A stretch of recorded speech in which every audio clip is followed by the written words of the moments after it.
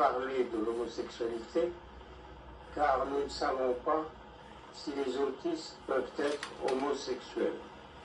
En effet, l'homosexualité habituelle nécessite une double inversion entre deux individus de même sexe.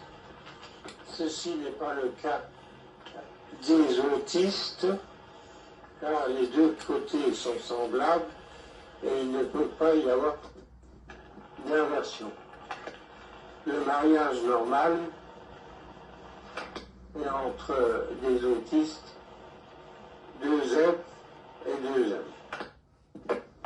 Dans le cas où le mariage ne serait pas possible, à cause de la rareté, on peut avoir un homme, deux F, gaucher inversé, ainsi que une femme MM et un gaucher inversé. Ces mariages sont normaux puisqu'il y a F et M. Dans le cas de deux individus de même sexe, on peut avoir une attirance sous la forme d'un autiste F et d'un homme gaucher. Également, avec une femme 2M et une gauchère. Cette dernière attirance est une attirance mentale, mais elle peut peut-être se transformer en attirance corporelle. Ce serait une deuxième forme d'homosexualité dite secondaire. Ces deux derniers gauchers peuvent d'ailleurs être des droitiers.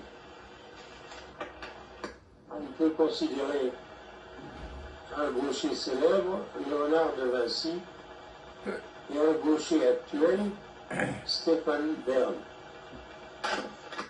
Ils peuvent subir une attirance telle que décrite.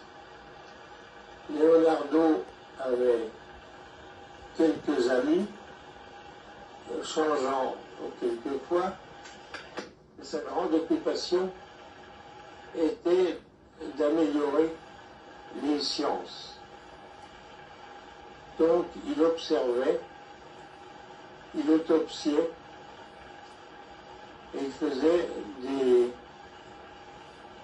des traités de sciences. Ils ont probablement une homosexualité telle que décrite sous forme. Leonardo écrivait en miroir, tandis que Stéphane Bern écrit comme tout le monde, de gauche à droite. On s'est demandé pourquoi Léonard écrivait comme ça, mais ça résulte du fait qu'il s'intéressait aux objets et aux phénomènes de très près. En effet, en allant directement vers les choses et les phénomènes,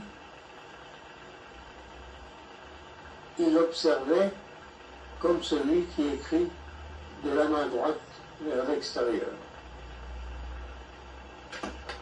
Le sens de l'écriture n'a guère d'importance, mais on peut dire que celui qui écrit vers l'extérieur, comme avec l'alphabet latin et la main droite, va directement vers les choses et les objets